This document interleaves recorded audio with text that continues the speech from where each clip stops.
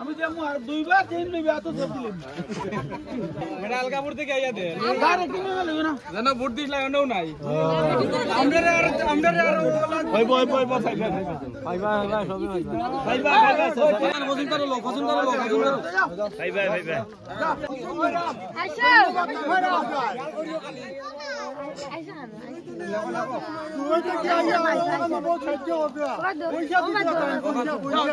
তোসলা তাই মোর একদম মাথাটো নিজে বিয়া হয়ে গেছে এনেকা অবস্থা হয়েছে যে দেখিয়া মোর ইমান দুঃখ লাগিছে যে দুখিয়া মানুহর ঘর বাড়ি সব ভাঙ্গি লই গেল হাজার হাজার মানুহর ঘর বাড়ি লই গেল মানুষ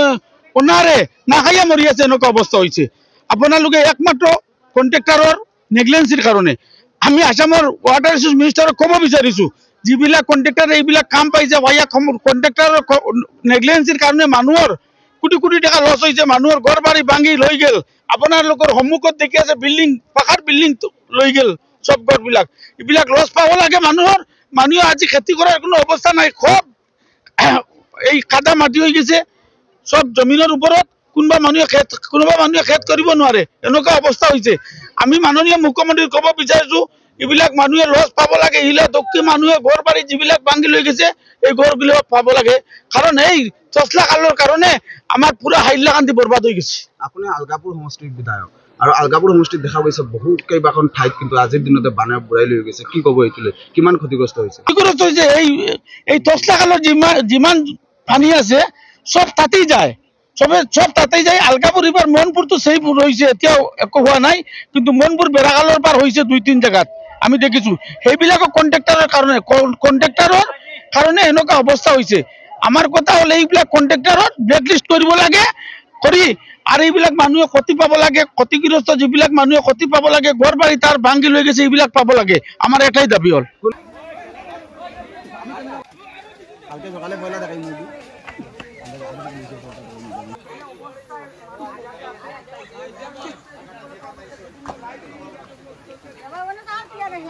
ক্যামেরার সামনে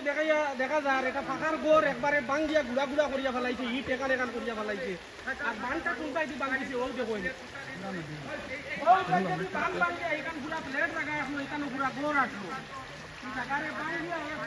যোৱা 15 দিন মান আগতে যেটো বানপানী হৈছিল তাতে দেখা গৈছে পূর্ব হাইলাকান্দিৰ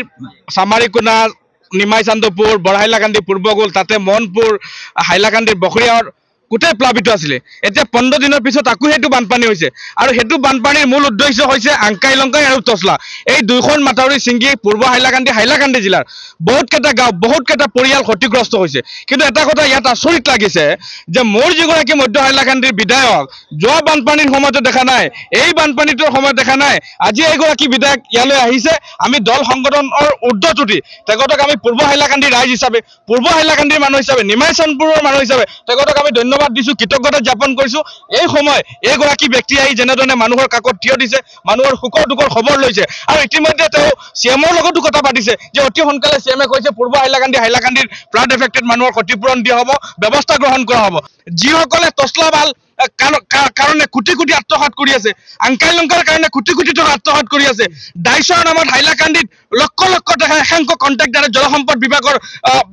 হেৰিৰ কাৰণে তেওঁলোকে লুটপাট কৰি আছে অতি সোনকালে এগৰাকী বিধায়কে সিএমৰ লগত কথা পাতি আমি তেখেতক আহ্বান জনাইছো যে অতি সোনকালে এইবিলাক কন্ট্ৰাক্টৰ ওপৰত তদন্ত হ'ব লাগে ইনভেষ্টিগেশ্যন হ'ব লাগে আৰু এনেধৰণৰ যি তছলা খালৰ ওপৰত মানুহৰ এনেধৰণৰ বিল্ডিং মানুহৰ ঘৰ দুৱাৰ নোহোৱা হৈছে আজি মানুহ থাকিব লগা ব্যৱস্থা নাই গতিকে মই আহ্বান জনাইছো পূৰ্ব হাইলাকান্দিৰ মানুহক সহযোগিতা কৰক সহায় কৰক আৰু বিধায়ক নিজামুদ্দিন যেনেধৰণে সহায় কৰি আছে গতিকে পুনৰবাৰ তেখেতক আমি ধন্যবাদ দিছো কৃতজ্ঞতা জ্ঞাপন কৰিছো।